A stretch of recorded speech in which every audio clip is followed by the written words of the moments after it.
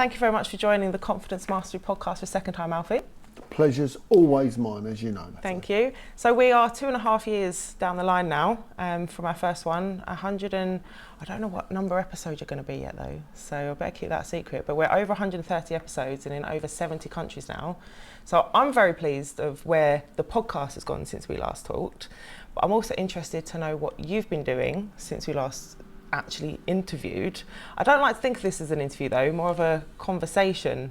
So I was re-listening to our podcast this morning, and in that you said that you wanted to be world domination with Wyldecrest, and at the time you were 75 parks. So I'm just going to go straight in with like business, if that's okay. Is there anything you don't want to talk about? No, we're good. Yeah, okay. And I said you said then that you wanted to reach 200 parks in Europe. Over, was it 10 years, I think? So we're 2.5 years, and are you at 96? Nope. Higher? I'm at 108. Amazing, well done. So how has that journey been from then until now? Stressful, very stressful. Yeah. The way that we work, we try to borrow as less money as possible. We try to reinvest the profits constantly in the business. You know, and that makes it very, very, very heat intensive within the business. You know, it's sometimes like a hot shot. But being surrounded by good people allows that journey to be so much more easier than what it would be. But we borrow as less as we can. So we're building up our own asset portfolio, which we own, not just what we own on paper, but actually there's 90% bank debt. Yeah. Our bank debt within this company is 10% of our asset value. That's impressive. It's just the way that we started, and hopefully the way we will continue. Yeah. So I was speaking with my mum about you last night. So we speak about a lot of people. She was not just me. No. We do often bring you up in conversation though. But she was saying about the way that you run your business, and you know we were sort of alluding to what you just said. And she was saying, have you ever had investors, or where did it begin from? Where did it come from? Did you have investment in the first place, or was it a case of you hustled and made it work, and then you, like you just say, reinvest your own money or recycle the money in the business so that you're not borrowing? There's a number of my journey, how I got to where my first investment come to in this particular company. And I'd bought and sold several other companies. I'd gone virtually bankrupt before. But on this particular, I bought a park for £1.7 million. I think I borrowed, and I'm guessing now, but it's 22 years ago, I think I borrowed, £500,000, maybe a bit less, which was a lot of money to borrow, but it was still only 25% of the value of what I was buying. That was a park called Lakeview Park in Romford. 22 years ago we had one park. Now we've got 108. You know, our borrowing's an awful lot more now. Our borrowing is £80 million against all of our assets. So. But again, like you said, that's 10% of our asset value. The asset value. So you're well on the way to creating the goal and the vision that you had. Are we on our way? Look, let me say this to you. Success is no different than riding a bike. You get better at it, you get more confident at it, but you must never forget the tyre can go flat, you can fall off, the chain can come off. Many things can happen on your journey. So at the moment we're riding the bike, and the bike's riding along quite nicely. But I'm not completely blindsided if something happens. You just get to understand more that these things that happen, good or bad, is up to you. Because anything that bad happens to somebody, that would be good. Do you follow me? I do. You know, like, for instance, let's talk about death. You know, God forbid, someone dies. You can turn that into something a little bit more positive by donating your organs to allow somebody else to live, but your life lives on through them. Through them, definitely. So there is always a little bit of good in something that's bad. You know, so what's the old saying? One man's meat is another man's poison. One man's poison's another man's high. Yeah. You always try your hardest to take the positives out of something if you can. Yeah. So I'm very much like that as well. I look at problems and look for the solutions and thinking, you know, what's this teaching me? And what is the positive in it? And there's been so much negativity over the past 2.5 years. The vibration of the world has definitely changed with lockdowns and everything that's happened, like, economically. So I'm finding that a lot of people are panicking rather than looking for the positives. How have you found the positives in the horrendous stuff that's happened? Challenging. Yeah. Even for me. Yeah. There's no question about we are in a very difficult time now. Yeah. I don't think people at this minute in time, and we are in November the 1st, 2022. At this moment in time, I'm saying we are actually in recession. I believe that this country is actually in recession. I think there's a number of other countries that will follow, because most recessions now become global. They tend not to be, you know, colonized to one place or one country, because we live in a global market. So is there opportunities? The first opportunity is about steadying your own ship. The first opportunity is about recognising the market's changing and recognising you have to adjust to that. If you don't adjust to it, the market will creep up behind you and absolutely turn your boat over. And then when you're capsized, you've got this big challenge of getting out in the water, in the deep end where the sharks are swimming, and turning your boat the right way up. So this is about steadying the ship, then identifying the opportunities going forward when you've put yourself in a position that you are comfortable. When an aeroplane has a problem, they don't say, oh, save the person next to you. They don't. They say, save yourself first.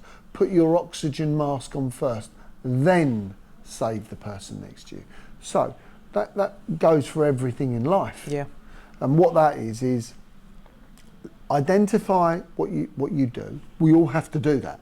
We have to reevaluate what we're doing, because we now have to change the way we do it.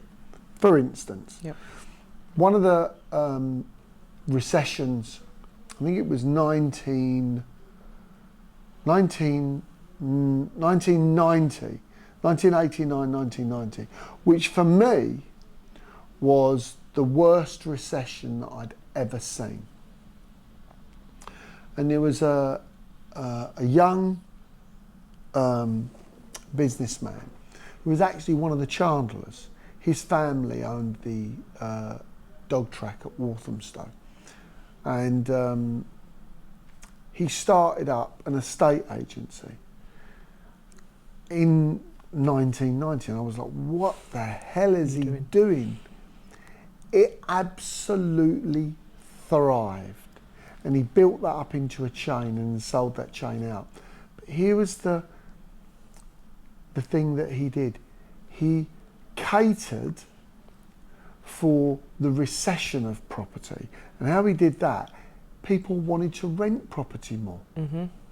As opposed to sell property, they'd rent them, because there are a lot of people out there that have got property, are not prepared to take a loss, so they'll rent them. Now, let's talk about the word loss. Okay. When is a loss a gain? A loss is a gain when it liquefies your capital. So you now have working capital. Yeah.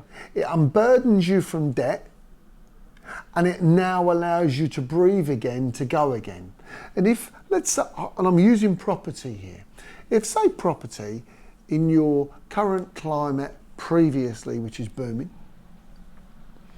is £1 million, and then all of a sudden you enter into the recession, which is a market which completely turns it on its head, because you're now not being gazumped, you're actually being degazumped. Degazumped, that's a good word. Do you follow me? Yep. Because there's somebody there, they're looking for the guy that can sell. Now, if the market is falling, look to sell it for less than it's falling for. Do you know why? Because you're ahead of the market. Because by the time they come to complete in 8 weeks' time, even in a quick turnaround, the market will have fallen.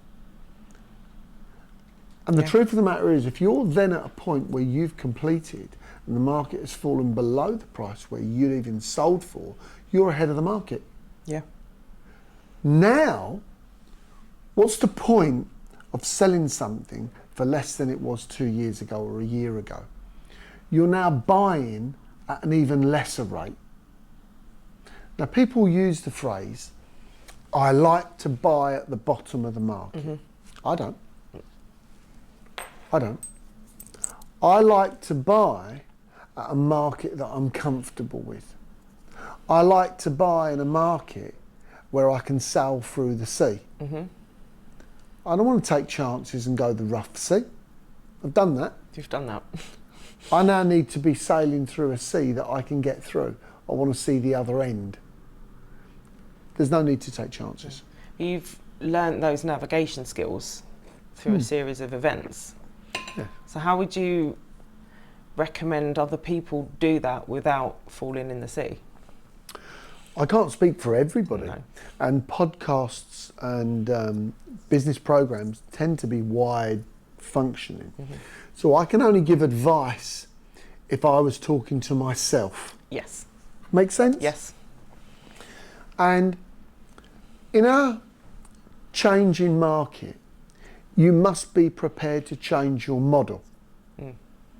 So if you're looking now, let's say, into a falling market and you're looking to sell, you've then got to not look at price anymore. You've got to look at the reason that someone would buy that. So let's take commercial property, for instance.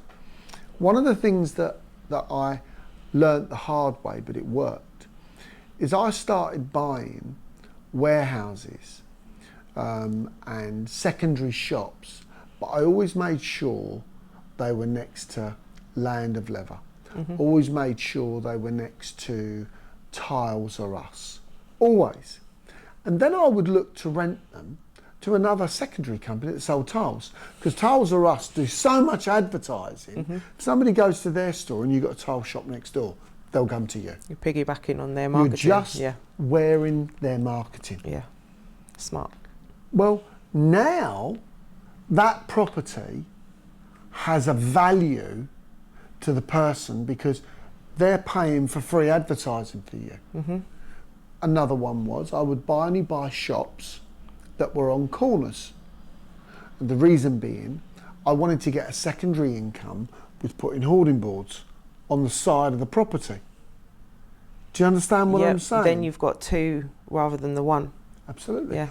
Or if I... Two footfalls. There's a lot of shops that you can't get access to the upstairs. Again, if you buy a corner property, it's very easy to lose 3 foot of the back of the shop and create a door and a staircase at the side of the building. So now you've given the property its own entrance. It's about being fluid in property. It's about thinking property isn't just bricks and mortar. property has a use. If you can identify the use that you can sell, so advertising, so if you've got somebody else doing advertising, then you've made a premium of your property because it's worth more. But don't try and rent it to, I don't know, a furniture store if they sell tiles. Yeah. You go out and you look for a tile company that's got the foresight to realise they're doing their advertising for them. Did you ever get any backlash from that? Yeah, of course. Yeah. How did it work out? I'm a pikey. I've got broad skin, Yeah. broad shoulders, thick skin. So, you know, when the easiest way to win an argument is to always agree with it. Yep, you're right. And then that's the conversation over. So, unless it's going to financially cost you, don't get into an argument. Don't. You know, people argue, well, it's principle. Did principle ever get you paid? No. So, you know, take your principles and have a great day with them. What's some of your principles? My principles have changed as I've gone through my journey. If you ask me what my principles were when I first started, it was financially motivated to be driven to create a better life. That's it. I wanted a better life. I wanted to do more. You know, a lot of people a lot of people don't want to tell the truth. They want to be the better person. And that's great if you're in a privileged position to be able to do that. Whereas now, I'm in a position where I can change people's lives because the financial bit changed 20 years ago. Yeah. Before I even got in this industry. You know, when I made a certain amount of money, that gives you options to be a better person. You can't feed the world if you're starving yourself. You cannot. You can't tell somebody how to do something if you really haven't done it yourself. I see loads of people telling people how to do something and they've never ever done it. No. It's like telling somebody how to swim and you've never been in the water. Yourself. We spoke about that before. You said you've been drenched. Yeah.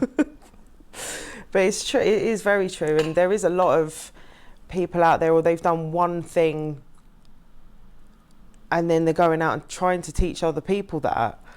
And to me, that's not very ethical. It's not. You know, for me, it's not. Let me come back to that because I never answered your question about principle. My principles now are pretty simple. How can I change as many people's lives within the industry that I do on a daily basis? And believe it or not, since I've started following those principles more and more and more, the business has done better. Because if you're changing people's lives, people see that. You know, is Park Home living for everybody? No. Categorically no. But it is for the majority of my residents are very happy. Over 90%. And if they're happy, I'm happy. That's nice. So, speaking about changing lives, you were on the Undercover Big Boss programme, which I know was very well received, and you helped the people on that programme. So when you're changing people's lives, how does it feel to you to be able to do that compared to 25 years ago when you were not where you are now? What I did then, Yeah. I wouldn't have done 25 years ago. Yeah. Because I couldn't afford to. Yeah. There's a difference, and it's the same things. If you can, it's easier. When you see a lot of good people doing a lot of good things, it's fantastic that they do it. No matter at what stage they are in their life, it's fantastic that they do it. But the people that do it, that find it hard to do it, my hat goes off to them even more, because I wouldn't have done that 25 years ago, but I would do it today. And look, we run the Wyldecrest Parks charity here. We raise a lot of money for charity. We don't brag about that. No. We don't boast it, because that's something that we do.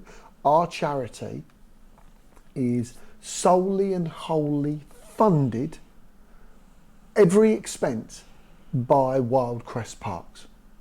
Every penny. There is not one God's penny comes out of that company to pay bills.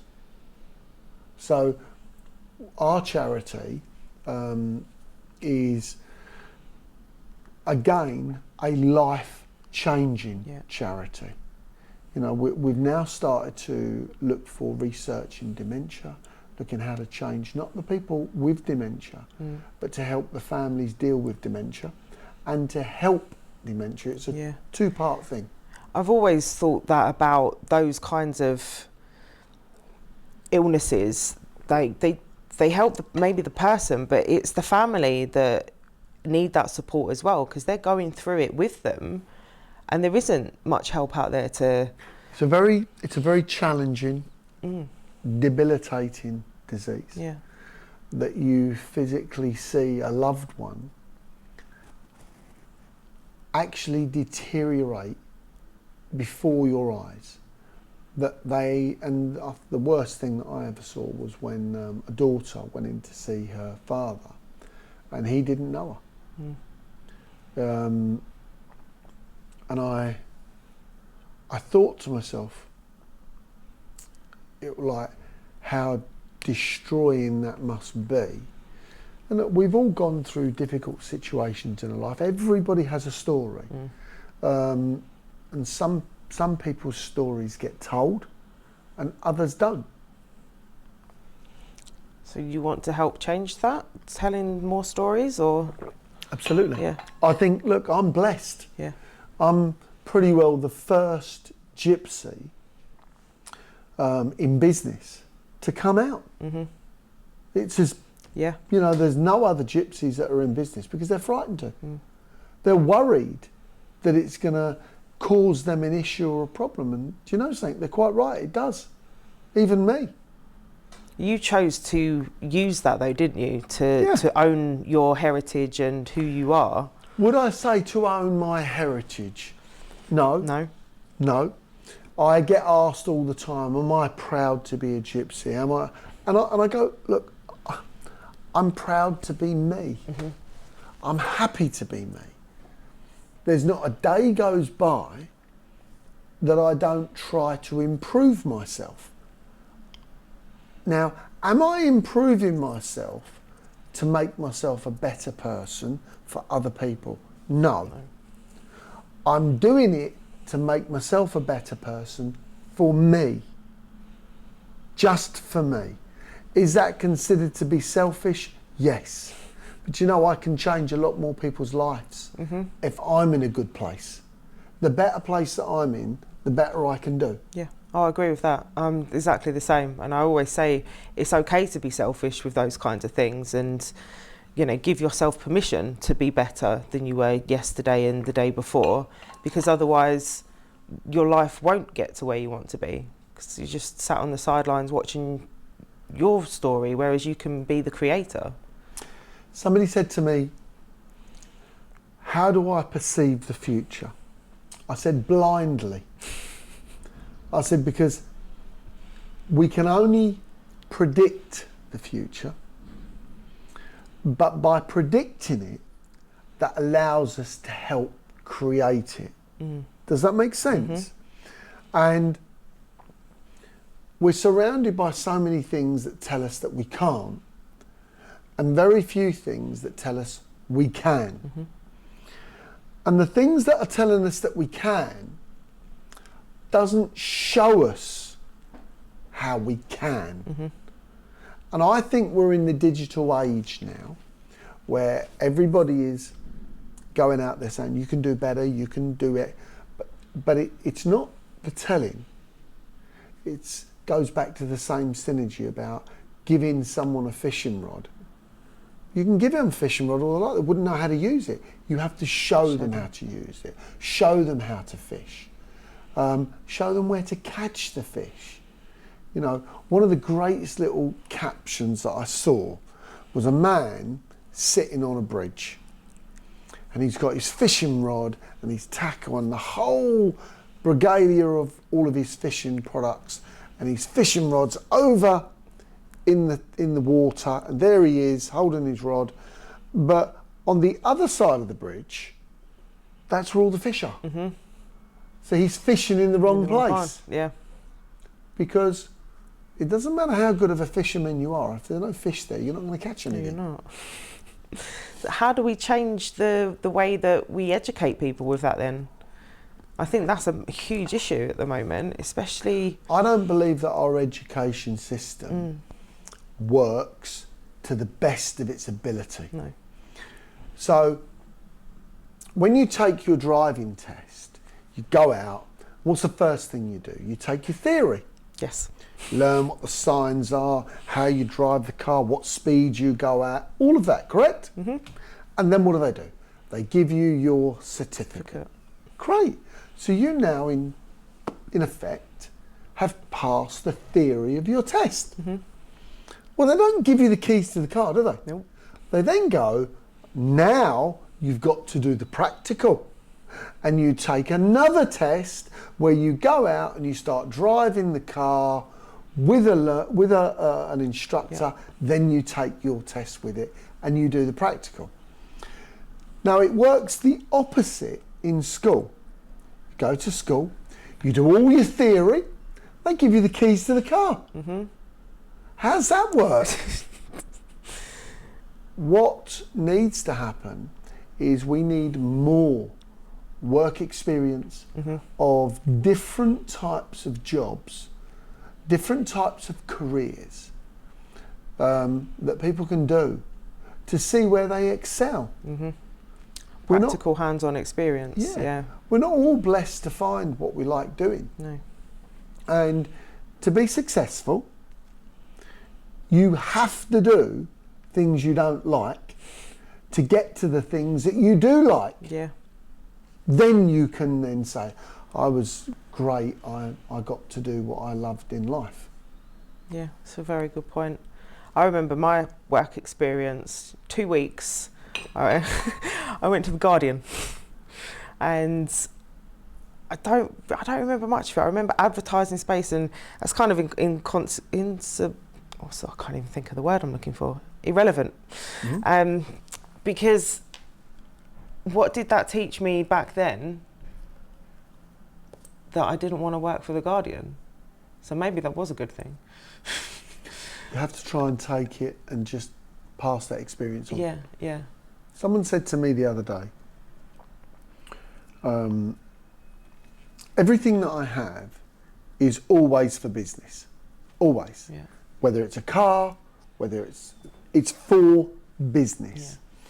And the cars that I have in the businesses are fantastic promotional tools. That's why I wrap them in red lava. And someone said to me the other day, and this is absolutely, he went, that's disgusting, I hate that colour. I didn't need to know that. No. And I didn't ask him whether he liked it. And I'm quite a humble person. I would never put somebody down for pointing out their opinion. But that wasn't an opinion. That was putting it down. Mm-hmm. Well, so I said, wow. I said, I said, you could be right. What colour is yours, just by the chance? And he said, because he didn't know. So he said, well, I'm just making an opinion. I went, but your opinion doesn't come from somebody who is an expert. Mm-hmm. Your opinion is of something else. I said, base your opinion on not only what you think, but actually what you know. Yeah. So, have you got one? No. Okay, so, and do you know why it's wrapped like that? He went, well, because you like it. I went, actually, I can't stand it. I said, but there's a method and a reason behind it.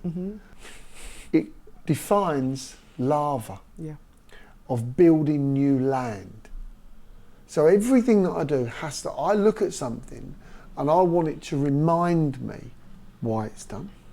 I want it to tell me and inspire me. I like that.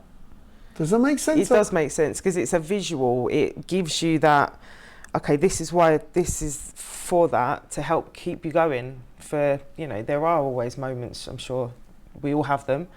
You think, oh, why am I doing this? Do you still have those? Yeah. Yeah, and then to help you get through that. And what did that guy say in the end when you? Look, he then wanted to know the reason. Yeah. But there was no point in me telling him the reason, because he wasn't open enough minded to even accept the reason. He was only looking to give me another excuse. So I'm not wasting my breath or my time on somebody that's just looking to bring something down as opposed to understand why. I think that says a lot about people and the people you surround yourself with. I remember you saying before about, you know, you work with great people, you find great people for the right roles and the right people to, like, it's that lifting and inspiring, being around people that... The great man himself, Einstein, said, if you ask a fish to climb a tree, it will think it's an idiot. If you let it swim in the ocean, it thinks it's a gold medalist or Olympic swimmer. It's the right person for the right job. It's the person that excels at what they're doing. Now, if we all think about, you know, saying to a fish, climb a tree, we think, oh, what a stupid thing to say. But yet, we asked stuff of people to do things that is so alien to them, me included, that I'd look like the fish climbing the tree. Other things you would ask me to do, I'd look like the fish swimming in the ocean. It's finding the right, I'd hate to use the word nugget of slipstream, of excelling. That's why people are naturals at certain things.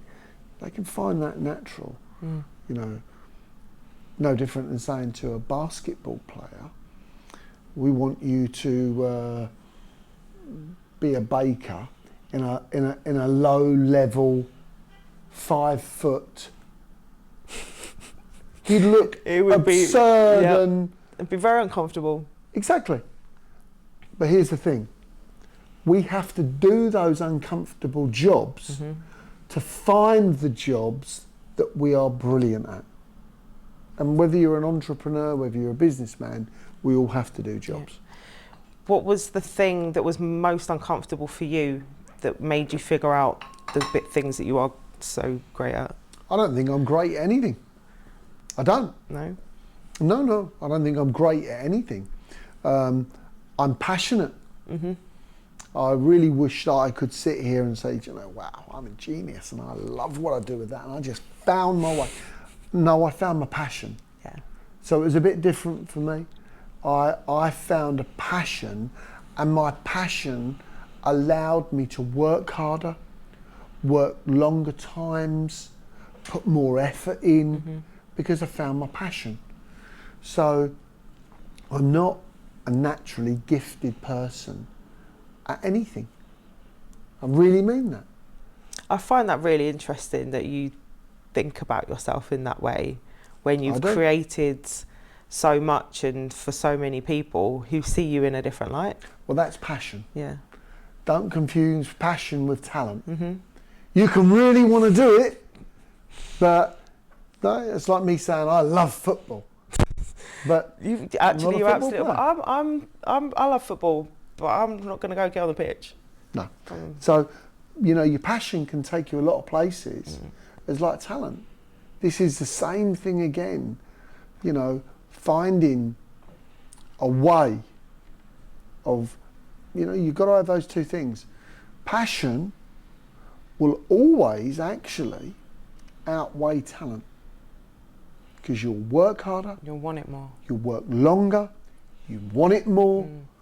You know, some of the greatest football players the great George Best hardly trained.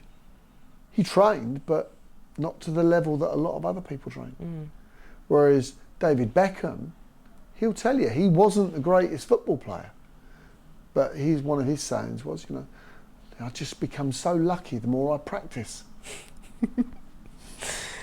Put in the graft in and the hours to make you get better.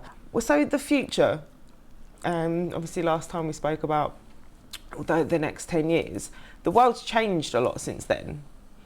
And have you thought about any kind of diversification or? I've got some real exciting stuff which I'm planning. We haven't put pen to paper yet, but I've got some real exciting stuff coming on, and I'll tell you what it is.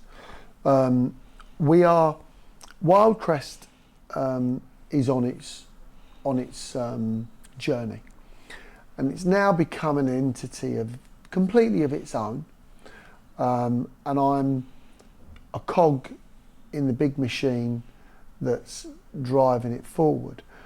But now there's a lot of people here that are also as passionate as me.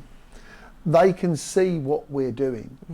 They believe in what we're doing, and I think there is, exactly as I said, I think they're just as passionate about it as me. So I want to take it even further. Wyldecrest will continue, and we're restructuring it now.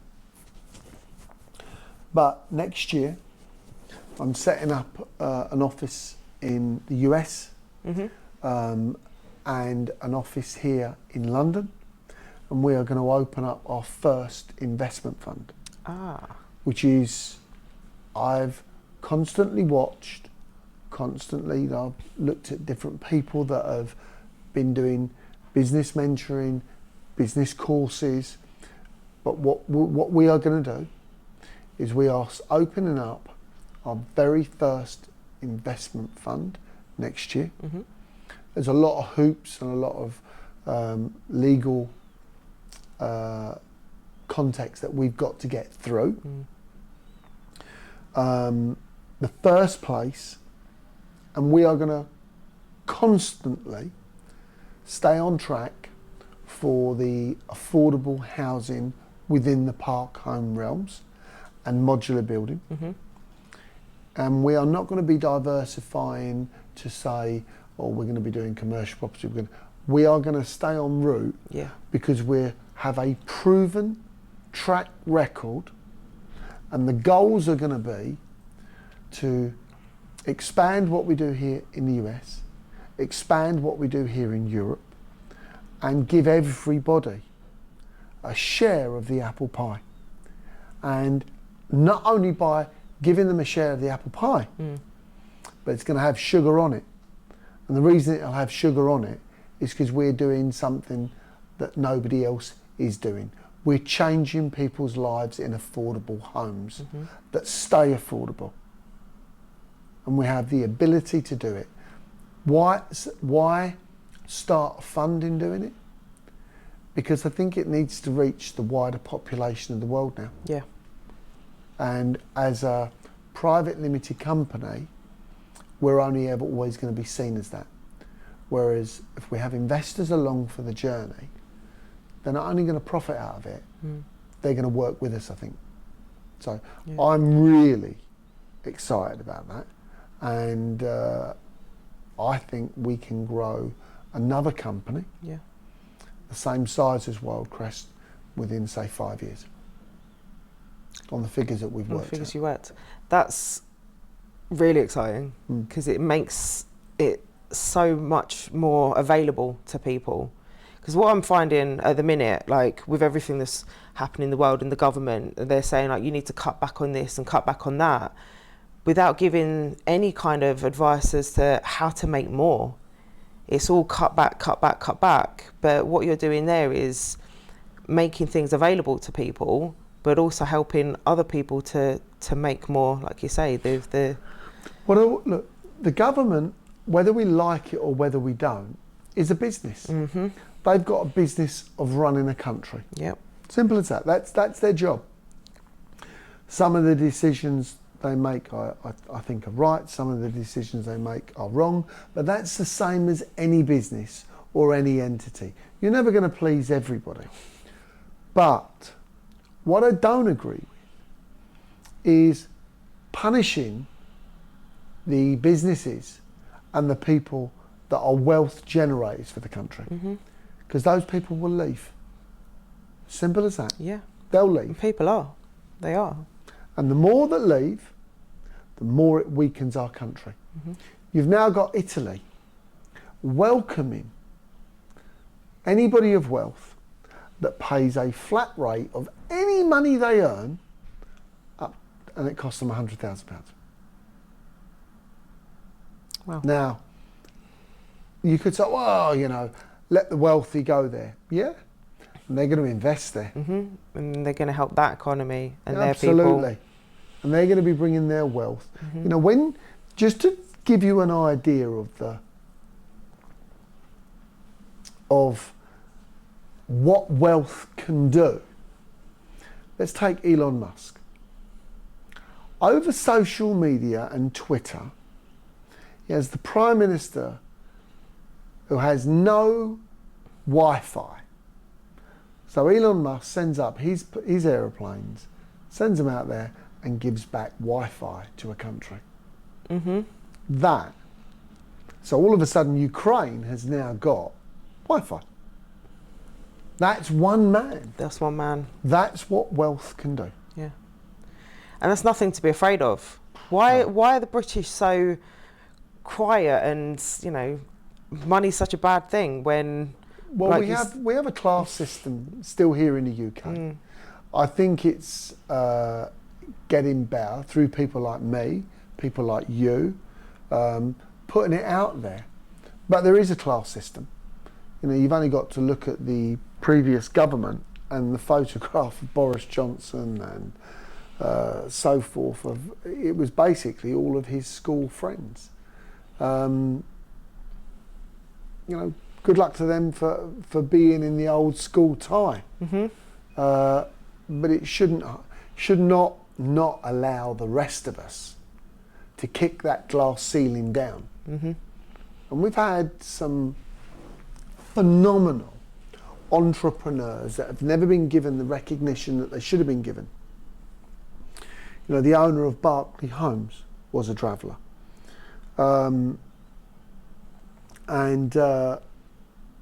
You know, Berkeley Homes has created so much housing across the UK. And he couldn't read and write. So I was sort of... That's mind-blowing. Blown away that he never got the recognition. He never got knighted. A man that couldn't read and write, that was born in a railway carriage, didn't get knighted. Who started and created one of the biggest building companies to build housing that never ever went bankrupt. That is impressive.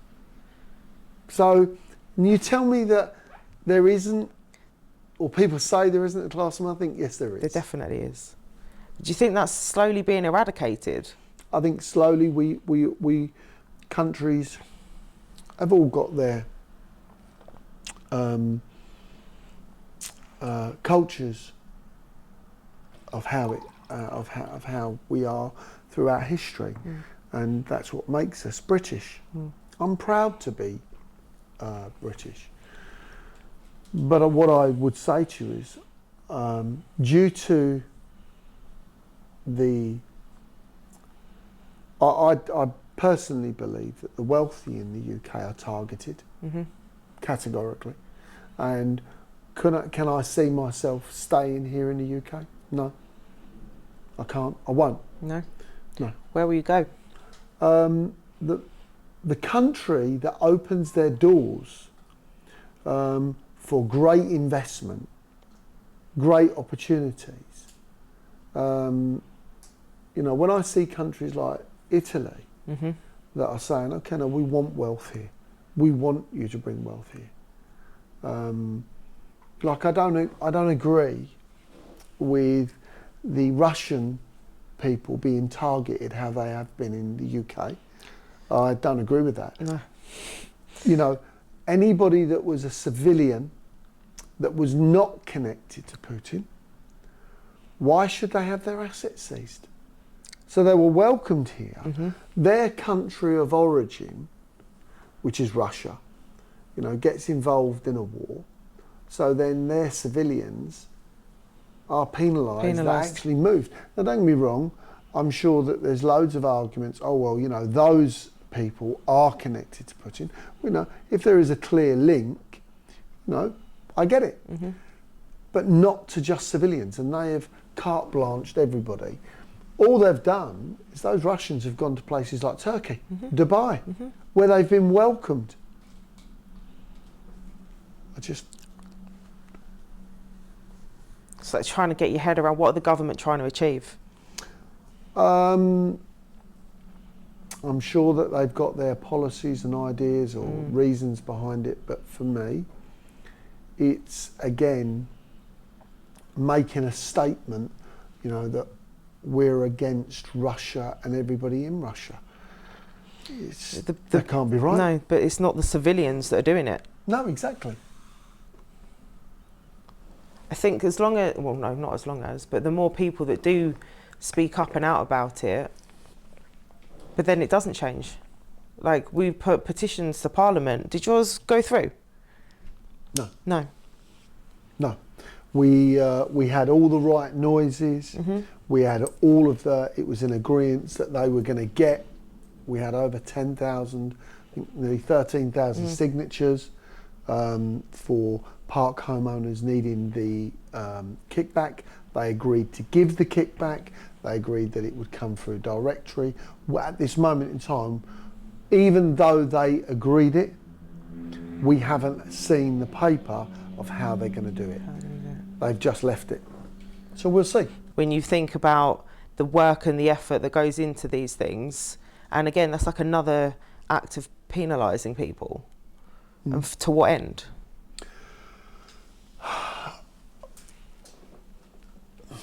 I think it's who's got the loudest vote, isn't it? Mm-hmm. What's going to make the best headlines? What's going to sell the most papers? And that gives them exposure. Yeah. How does it feel for you being out there in the press and on TV and all these podcasts? I don't feel that I am. Right. There's the honest truth. Okay. I don't feel that I am. It's a bit strange and weird when I get stopped and somebody I'll ask for a photograph and that happens now more and more and more.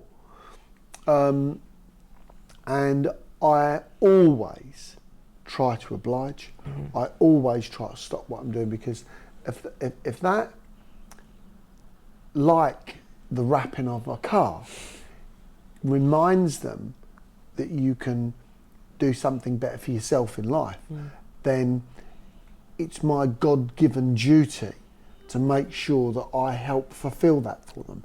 And if they can ask me one question, or you know, that makes them feel them on their journey, then Jesus, I've got to make sure I do it. Yeah, that's nice.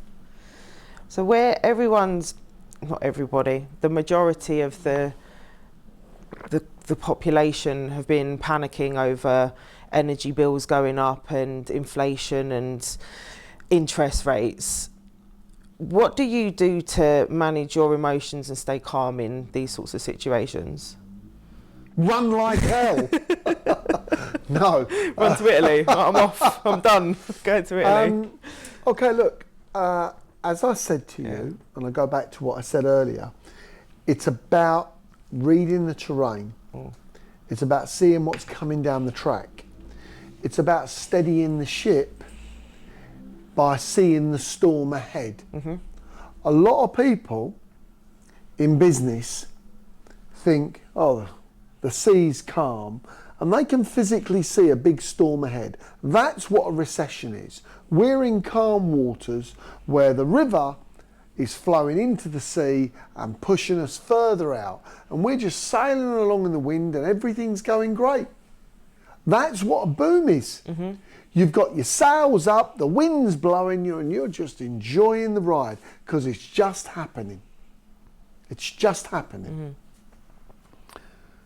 But there's no point just sitting behind the sail thinking I'm sure that storm will go round me or somebody else will get in that storm, we'll steer off. No. What you should be doing is going, okay, how do we overcome this? Have we got enough food on the boat?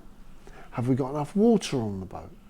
Is this boat big enough to get through that storm? Can we go round the storm? It's about seeing the terrain. And for us, I'm looking at stuff right now. We're identifying, you know, things that we can do better, things that we can improve. And I don't mean just improving the business.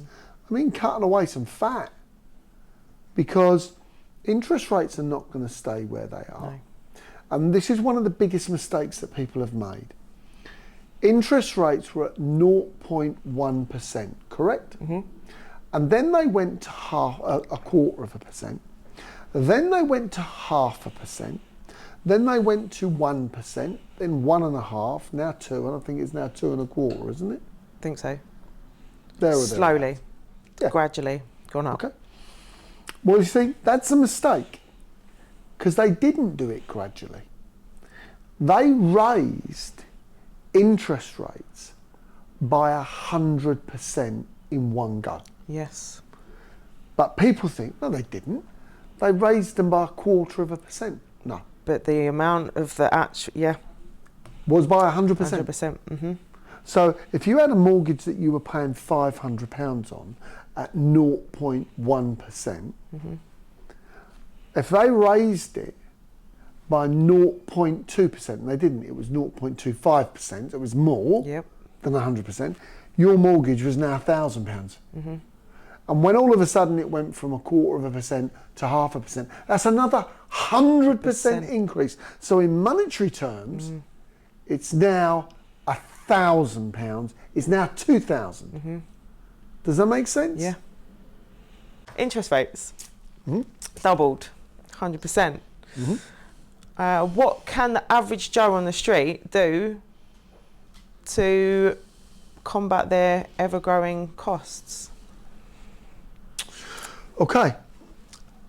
The first thing to do in any business or any property finance is to be honest with yourself and write out an Excel sheet so you know what your mortgage is, what the property is, what you've got it rented for, and research the market. Speak to the bank. Get information back from your bank manager. Where does he see the market? Are there any issues in the area? Local agent. Most importantly, 2 or 3 local agents. What's happening in your street? Is there a demand in your street? Is the demand falling? Is the demand rising? You need to be ahead of somebody else.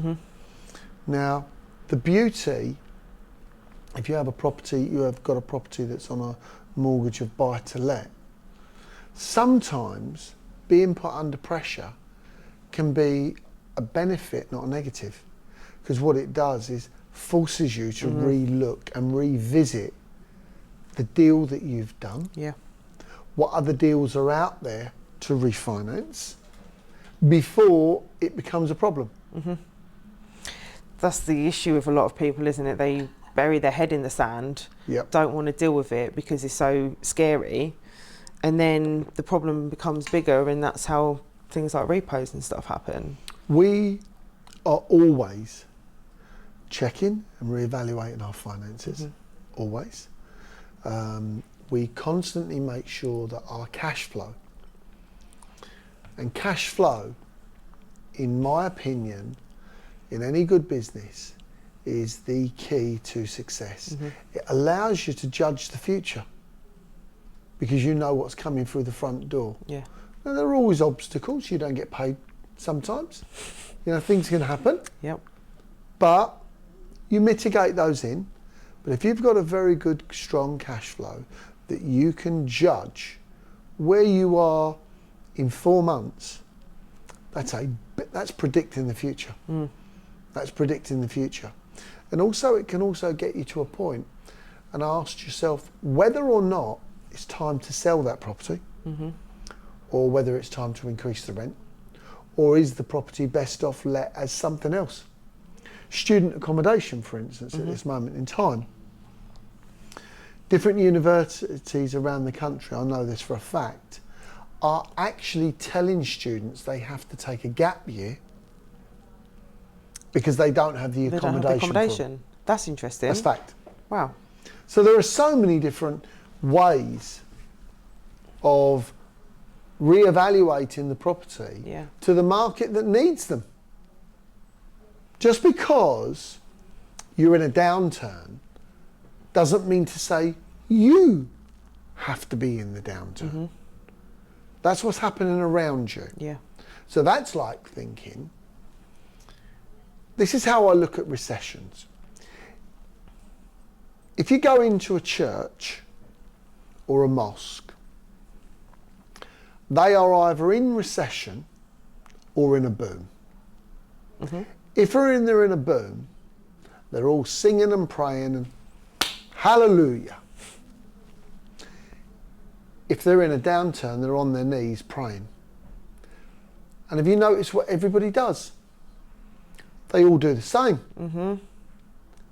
Now, they've only just walked out from the street outside, but because people are praying, they pray. Because people are happy, clappy, singing, they're doing the same. Yeah. So that means we tend to do what people are doing around us. May it not be that sometimes we need to pray when other people are happy, clappy? And maybe it's sometimes we need to be singing when other people are praying. Don't just do what it is that you need to do for you. Just because there's a downturn doesn't mean to say you've got to be in it. It's getting creative, isn't it, with your thinking and what you do. I think more people need to, or I think we all do, think outside the box, because we aren't all made to fit in a box and follow the masses. This is what I would say. Yeah. Unfortunately, the governments give us the boxes that we have to fit in. Okay? For instance, I had an argument with the VAT man the other day. This is so absurd. It just tells me how ridiculous their mindset and training is. I bought a car through a company that I owned. And there was £300,000 worth of VAT because the car was like £2 million. Put the car up for sale. At that time, hadn't sold it by the time we'd made the VAT reclaim. It's through a company, so everything's above board. The VAT man says, oh, no. We've seen you drive this car on your Instagram and you've used it for domestic pleasure. We're not paying you the VAT. Okay. So I had to argue it. I had to involve a solicitor for it. Proved that the car was bought to sell. And we sold it and we made a £200,000 profit out of the car. It's a lot of money out of a car. They nearly caused that deal to lose money. To lose money, yeah. So how on earth are business people supposed to be? And one of their, or the inspectors to me said, well, you're not a car dealer, are you? So how can you buy and sell cars? I was like, well, you're not a businessman, so what are you doing giving me advice on business? Telling me what I can, like the art now of being a trader is not acceptable. You can't buy and sell a fridge, a horse, a donkey, a car. You've either got to buy and sell cars and do nothing Just do one else. thing, yeah. And the reason they want people to do that is so they can keep a better tab. We don't, you know, in the UK, and I've said it before, they don't embrace entrepreneurship. No. They want people in a box. So it's the government that creates those boxes. That doesn't happen in America. No. In America, you have much more of a wider variety of being a business. They embrace entrepreneurship. So we can learn a lot from that over here, and take away. I do see a shift in people talking more about things, and I don't know if that's actually because my circle of people has changed. So I think it's 3 or 4 or 5 different factors that we all have to take into account. Number one, your circle of people has changed. If the circle of people have changed, your conversation's changed. If your conversation has changed, your mindset has changed. And the more people that do this type of podcast, that puts it out there that you can be different, then that's got to make the world a better place. I think so. Thank you. I love doing this podcast and listening to others and hearing conversations and expanding the way my brain works and like strengthening my mindset and building resilience, because without that I wouldn't be able to go and build the businesses and do the things that we want to do, because my mindset was different. Like even 10 years ago I was managing a bar, which I was very good at, but I would never have thought, oh, let me go and have conversations about business and grow this business. So, but what you're underselling yourself at, running a bar, is a business. Yes, that's my point. I didn't see it then. You know, that's customer service, and that's learning how much more the drunk guy can have before he causes a problem in the bar. Yes. You know, people seem to think, you know, when a bar's there for drinking, it's not. A bar's there for enjoyment, to, you know, socialise. The experience you create. And that's what we were doing, was giving people that experience and those memories, well, when they could remember, if they didn't drink too much. And there are all of the different factors that go into it, which I see now, which I didn't see as much then. Yeah. So that goes to show and prove that the different conversations have made me realise, which is what I actually wanted to say to you about how your network and circle of people have grown.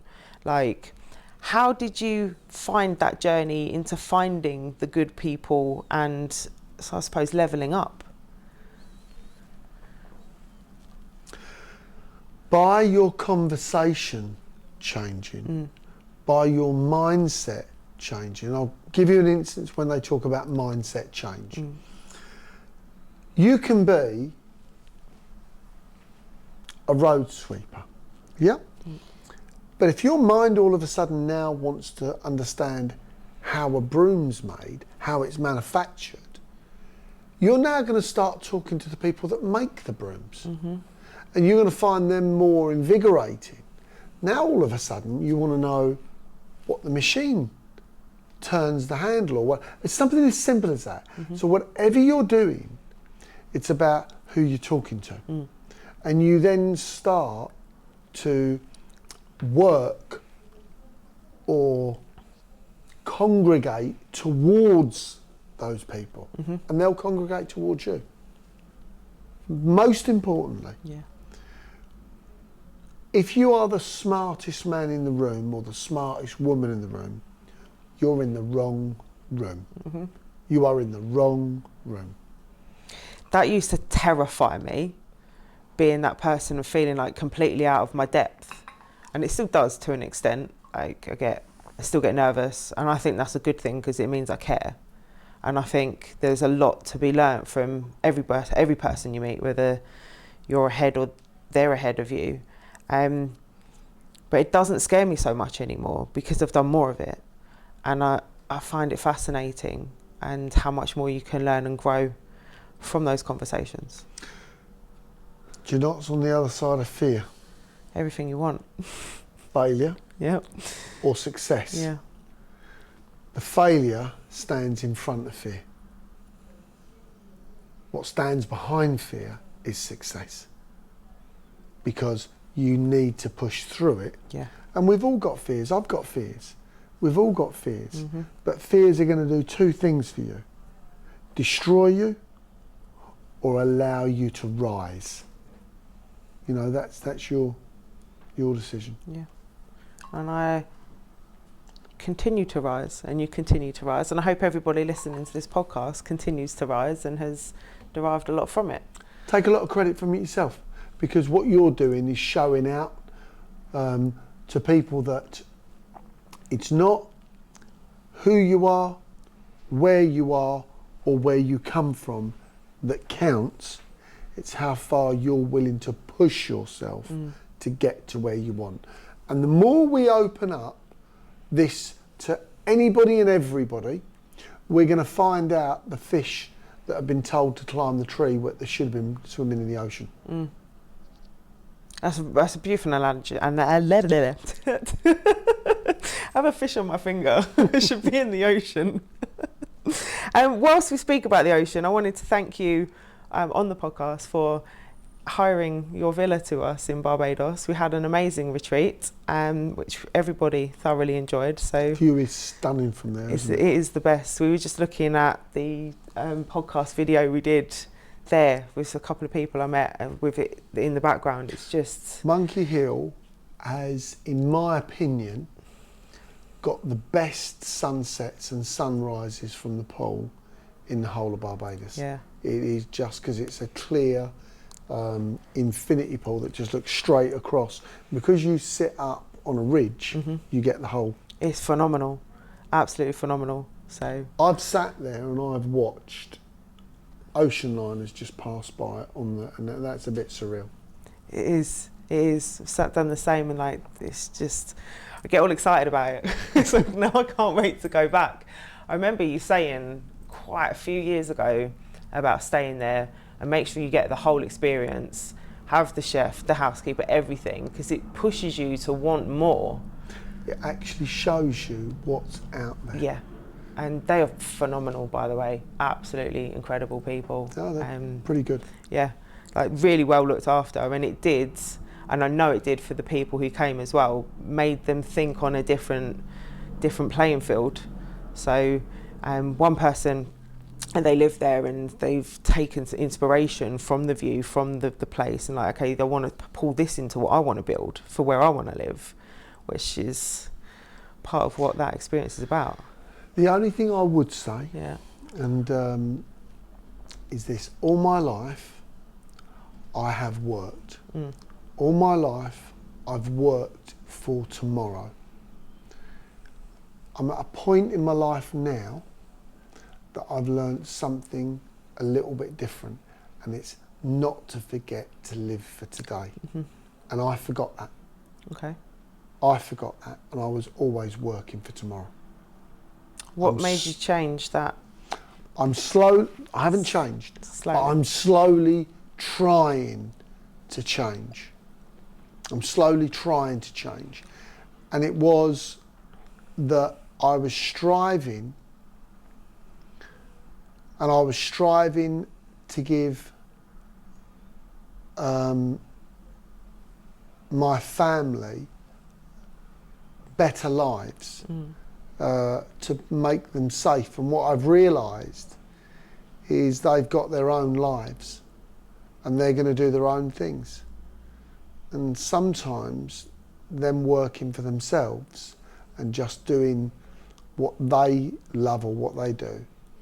And I think sometimes I maybe forgot myself there in living for the moment because I was working for tomorrow. So what are you doing for a living in the moment, currently? At this moment in time, nothing. Nothing. But I'm hoping that that will change, and I'm going to push for it to change. First thing starts with the thought. The next thing starts with doing more. And I'm going to try and do that. Because you did some of that in the summer, didn't you? I did, but I was still working. Yeah. I never stopped working. No. I bought a new boat. I was gutted to manage to miss you. It's like, I'm in Mallorca, finally got back there.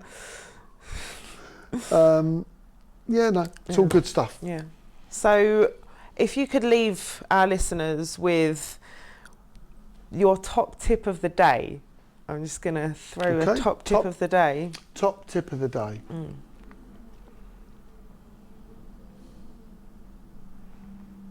Okay.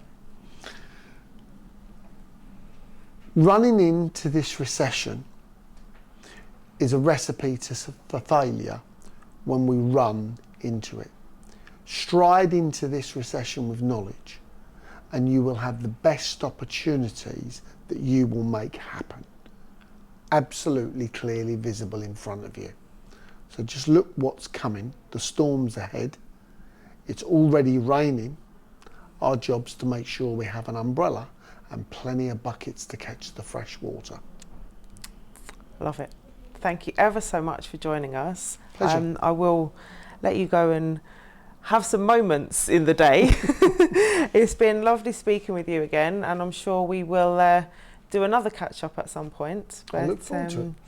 Thank you very much for listening. Please make sure to download, subscribe, and share with your friends. So thank you very much.